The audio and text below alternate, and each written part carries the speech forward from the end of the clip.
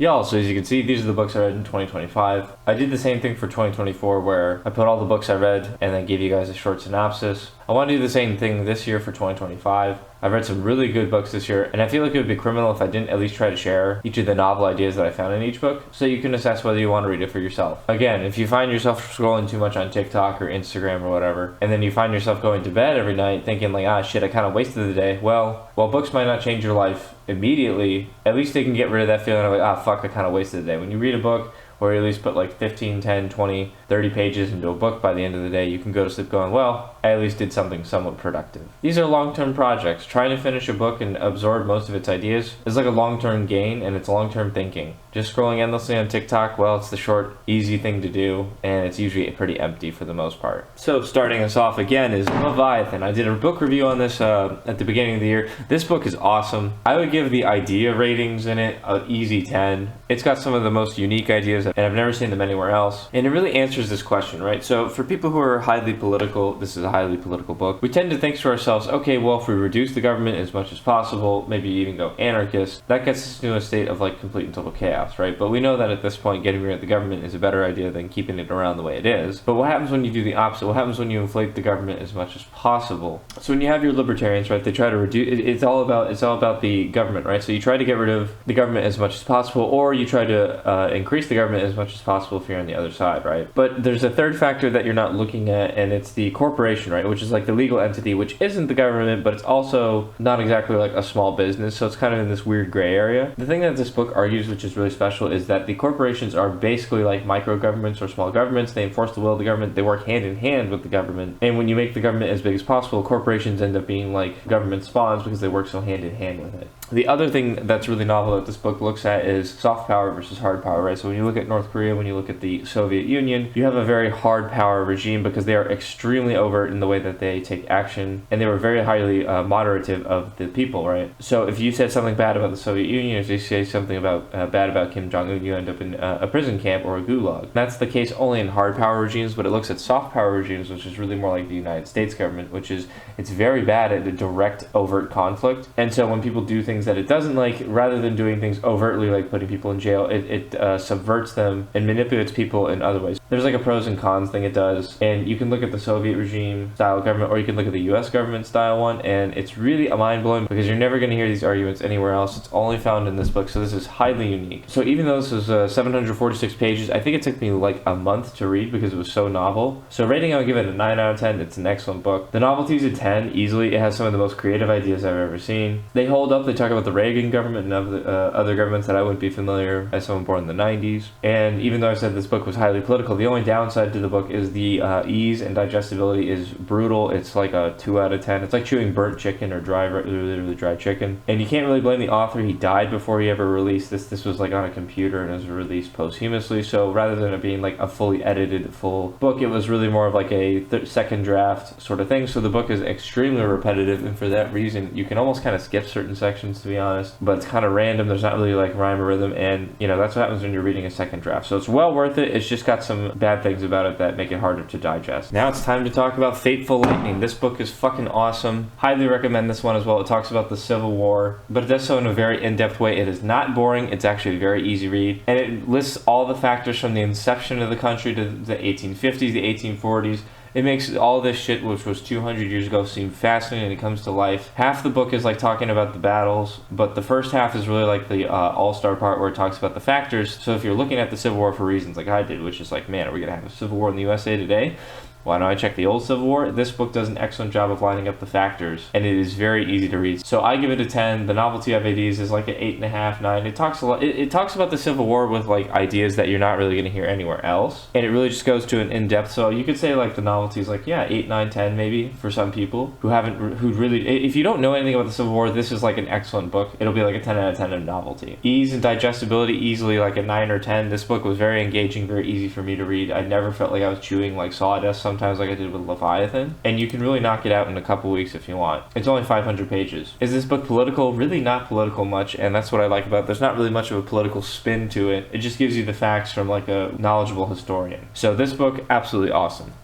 Alright, This Republic of Suffering. This is a book that talks about the Civil War, but really the aftermath of the Civil War and like the devastation on communities, the devastation of families, like the letters people exchanged. So this is like, if you were serving at that time, what would you have done? What would your families have done? How would it have looked for the community as a whole? What kind of people lost? And I remember this book was so brutal and vivid in some of its imagery because people were trying to get like dead bodies. They were just dead body pits. Nobody had dog tags, so they had to like try to identify who was who. They had like these bloated, nasty bodies they're trying to like find, but they're trying to transport it all back to their hometowns. And it just became this really, really ugly process that we don't think about. And I'm not gonna lie, this book actually got a tear out of my eye because it was so fucking vivid and brutal at one point. And it made me so glad that I was not born and didn't have to fight in that conflict. And it's just part of history at this point. It's not like super novel in the sense that it's like not commentary based, but it's very easy to read and it's not political. So overall I would give it like a 7 or 8 out of 10, but it's very emotional and very moving, and it just makes you glad that you were born in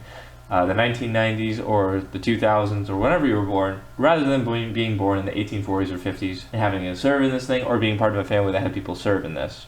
And now we get to The Fountainhead. Man, this book is fucking sick. So this book might not be top 3 books for me, but it's definitely easily top 10 for me of all time. So at 726 pages, it took me about 3 weeks to read. I read Atlas Shrugged before this, so I was fully aware of Ayn Rand and who she was. So I expected this book to be awesome, and it did not leave me disappointed. So rather than using railroads in the way that she did in Atlas Shrugged, she switches it to architecture. And rather than being the overtly anti-collectivist philosophy book that Atlas Shrugged was, The Fountainhead is really a book that talks about like doing things in an excellent way. So the main guy in this book can draw things extremely well. He can do like he's doing the architecture thing perfectly, but most of society shuns him. Most of society does not like his style, and rather than trying to find unique beauty or appreciation in excellent architecture, society would rather find mediocre things and copy each other and kind of bathe in their own mediocrity than go for the all-star projects. There are a few people who recognize the all-star projects and they're on the fringe of society, and watching that journey is really fascinating. And it's a really awesome book. So the lessons you learn from are a little bit different than Atlas Shrugged, but the way it talks about the excellence of things and the excellence of delivering things in comparison in relation to how society wants things and how brainless society can be when it comes to copying each other, I would say this book is easily like another 9 or 10 out of 10. So is it novel? Yes, it brings some new ideas to the table, but it's also unironically a novel. And is it digestible? This book was a 10 out of 10 on the digestibility. Very easy to read, always engaging, easy to sit down and try to read it. And is it political? Yeah, not as overt as Atlas Shrugged, but I would say it's like more political than not. Certainly sociological.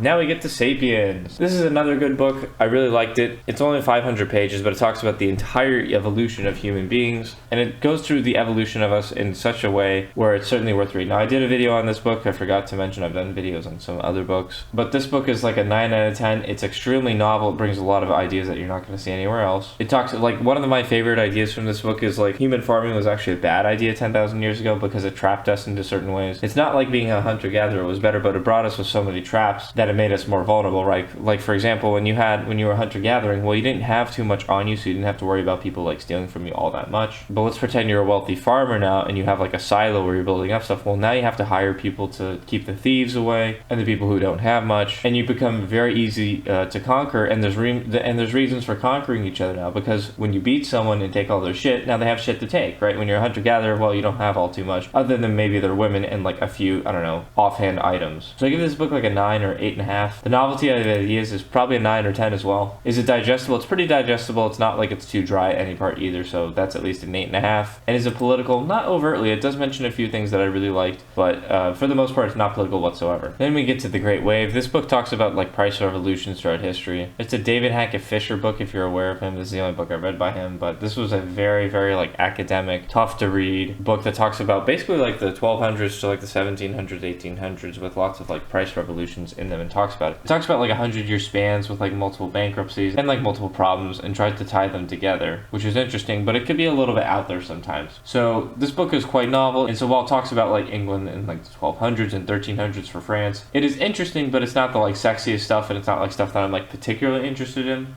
So I had a hard time digesting it and reading it, although it was interesting nonetheless.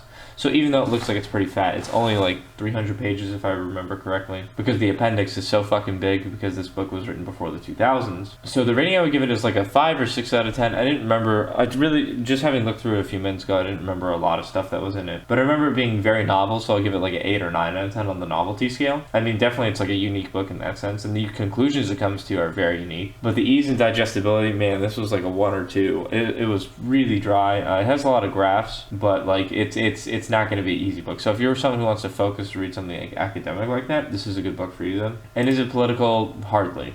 So now we get to The Righteous Mind. This is a really good book. For someone who's like looked at politics for years and years, this book isn't like the most interesting, but certainly to someone who is a little bit more of a normie, this would be an excellent book. It was written by a former liberal, if I'm not mistaken, just flipping through it a few minutes ago. It talks about what is important to liberals, what is important to conservatives, why this all happened after the civil rights era, and how cross-party relationships have totally disappeared. It's highly tribal now, and why liberals are completely able to miss the mark on certain things that are important to conservatives, and conservatives, while they might not value some things, can at least identify what's important to liberals, and the liberals can't do it whatsoever. So the liberals want to intervene to try to make things better and equal for everyone, even if it makes things worse in the long term and they can't see it. So this book looks at the psychology of both. It's very interesting. It's a good read. It wasn't the most engaging, and again, that's because I've been kind of involved in this for a long time now. So rating, I would give it an 8 out of 10 for myself. For a normie, it's probably more like a 9 or 10, depending on if they're going to be triggered by what's in here. But the novelty is, yeah, I would say 8 or 9. Is it digestible? It's pretty digestible. It's not like super engaging, so I would give it like an 8.5 out of 10. And is it political? This is like one of the most political books you're going to read.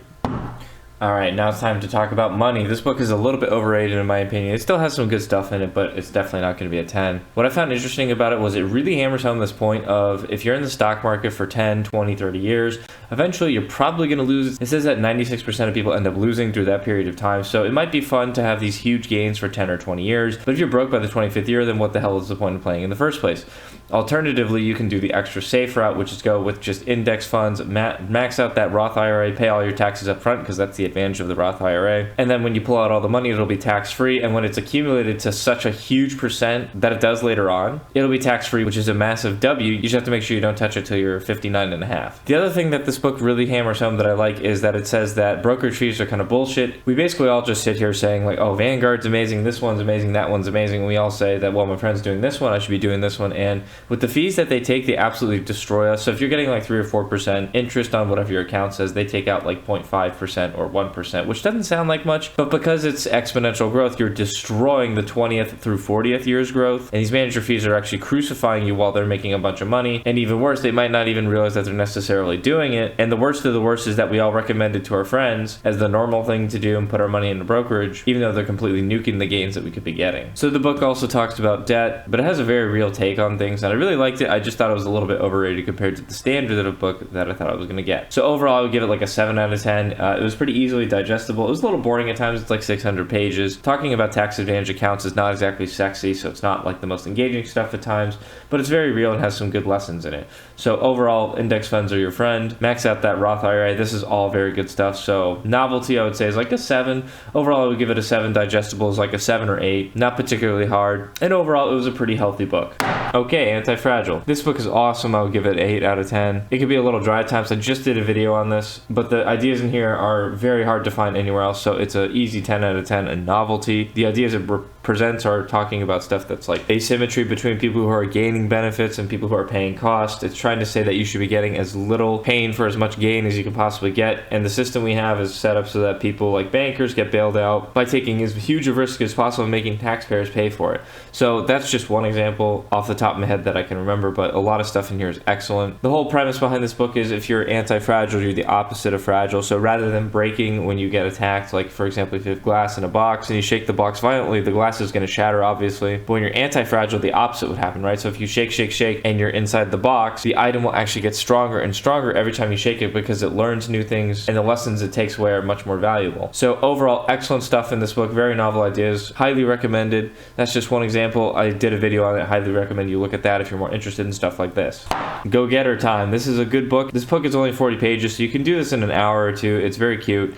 It basically talks about a guy going through a journey for someone trying to attain something, and even though I don't think you should do this for everything, the guy is so persistent to the point that he does this ridiculous stunt, and he's truly what you would call a go-getter, you know? But he basically smashes through mountains of objections and obstacles to get this thing done for the person, and it ends up working out for him in the long term, but he goes through some of the psychology at the very end of why he is this way. Obviously, most people at 1 or 2 no's are going to stop and get discouraged rather than continue and persist over and over to an obnoxious degree. So, digestibility a 10, the novelty is like an 8, easy read. The core of the story is very cute, I recommend it. And now the last book of the year, Give and Take. So I haven't quite finished this yet, I'm probably about 50 pages away, I'll probably be able to do it today. But this book looks at things that are very interesting, and it categorizes human beings into 3 categories. There's going to be like the takers, people who want to take stuff from people. There's going to be the givers, people who want to give away stuff more than they will take. And then there's going to be matchers, people who want to, only when given stuff, match the same amount of giving that's given to them. So it looks through takers who end up being maybe not toxic, but you know these people, they'll take whatever they can from you and they're not going to give anything back.